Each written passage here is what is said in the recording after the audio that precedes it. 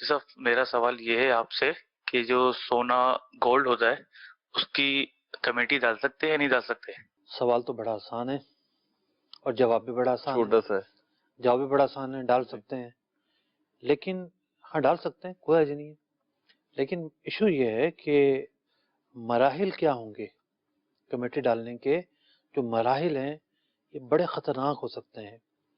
Committee डालने का मतलब ये है कि मिसाल के तौर पर 10 ग्राम सोना हर महीने जमा करवाना है जी। सबने जमा करवा दिया जनाब। जो हम पैसे जमा करवा रहे होते हैं पहले जमाने में यही पैसे सोने के होते थे। ठीक। ठीक है ना, आजकल कागज के हैं, तो समझो पैसे जमा करवा रहे हैं एक तरह से। ठीक। अब कमेटी खुलाई, 10 अफराद थे, तो ये 100 तोला सोना हो गया, जिसकी खुली है उसको दे दें।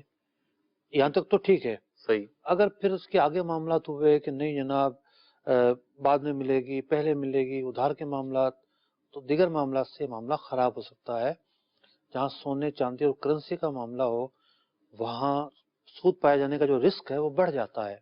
ठीक। इसलिए ये जरूरी है कि जितना कहा गया है इस हद तक तो ठीक है।